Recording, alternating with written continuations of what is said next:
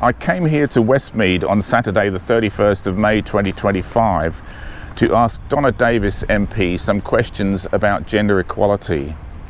Donna Davis is a member of the Labour Party and our officially elected representative for the seat of Parramatta to the state government of New South Wales. Anyone who knows me will know I have strong feminist values.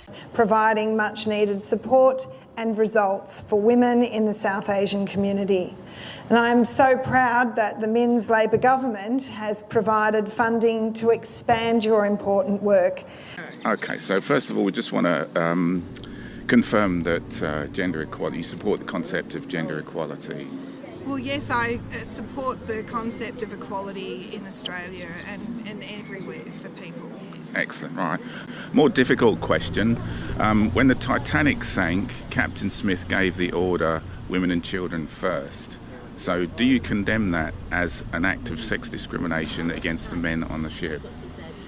Whenever you are talking about things that happened historically, you've got to take it in context. I mean, we're talking about a time many years ago, so I couldn't make a decision on what was happened on the Titanic in the 1930s or 20s. All right, well, perhaps a more recent and relative question. Perhaps a more recent and relative question. What about condemning conscription of men by the Australian government in 1977? Well, I think that there were a lot of concerns about conscription. People have different views. But you said you support gender equality, so do you condemn the conscription of men into the Australian Army as an act of sex discrimination by the Australian government? Look, I'm not going to respond to that because I don't know enough about what happened at that point in time. I couldn't clarify with you whether or not that was the case or not. Okay.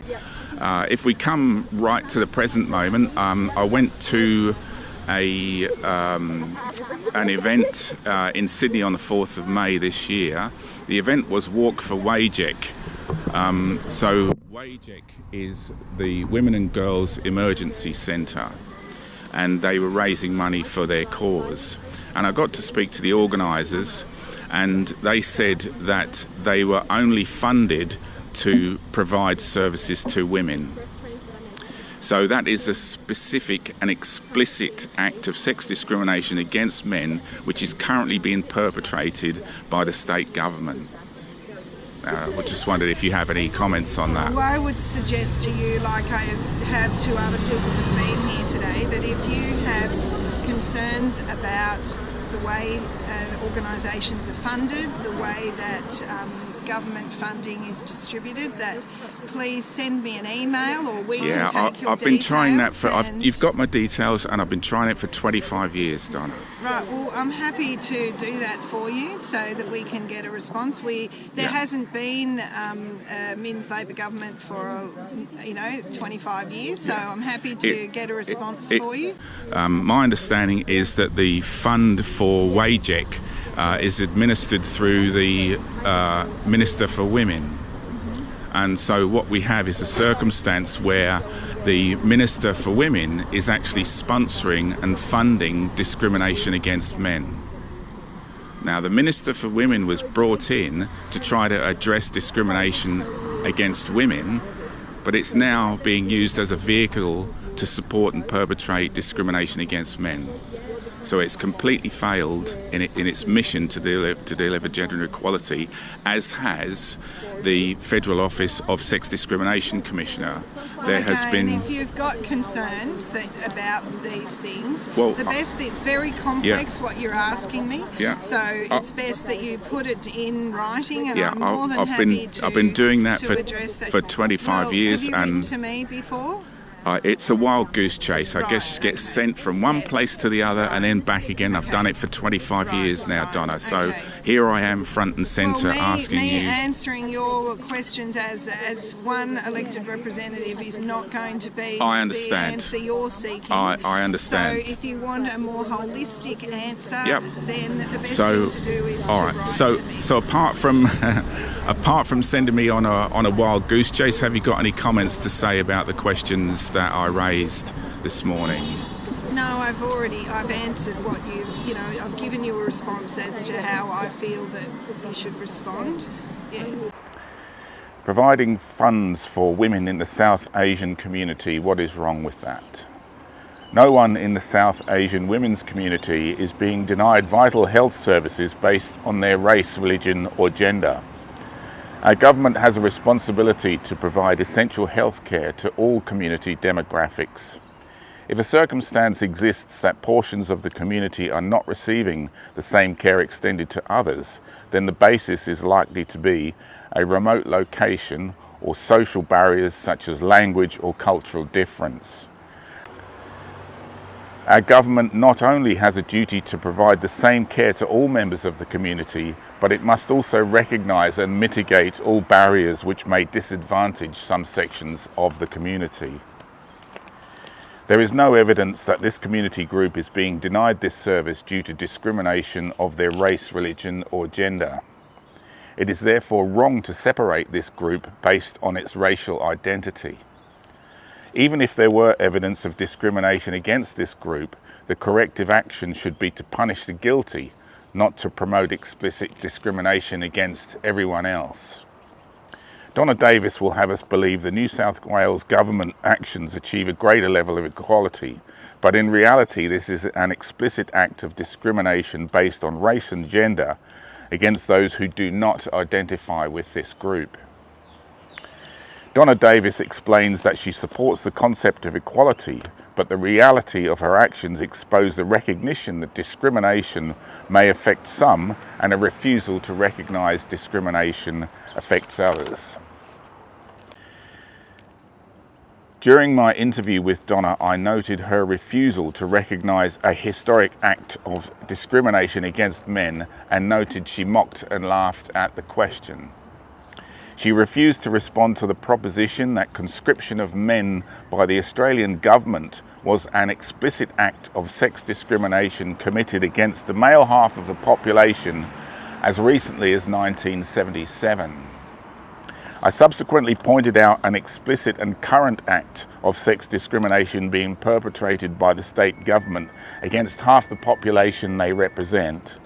I also pointed out the systemic nature of discrimination against men by both major political parties by all levels of government over the last 50 years.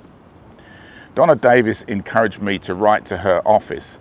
Unfortunately, I am all too familiar with diversionary tactics by politicians aimed at avoiding answering the question on record. I suspect her reluctance to answer the question is based on her refusal to accept the blatantly obvious. I provided my contact details, and despite asking these questions and receiving a commitment, I unsurprisingly did not receive a response. The nature of discrimination has changed. It is now based on compassion for some sections of the community to the exclusion of others. Government response to discrimination is not measured and appropriate. It is seen to disproportionately apply and has been used as an opportunity to elevate the welfare of some to the exclusion of others. Its beneficial use is celebrated by demographics who would be the first to complain if it were to their detriment. As feminists call to smash the patriarchy, the irony is lost on the matriarchs who only ever cared about themselves. The beneficiaries of equality use the issue as a stick to beat those who it manifestly fails to represent. The ideology of feminism has never been about the pursuit of gender equality. It has always been concerned with improving the welfare of women to the exclusion of men and promoting a culture which is detrimental to men. Feminists have exploited a society based on prejudicial blindness to discrimination against men. Feminists were able to promote a culture of discrimination against men because no one noticed or cared that what they're doing is wrong. One of many damning indictments of feminists and feminism is noted by their refusal to accept that gender equality must also apply to men.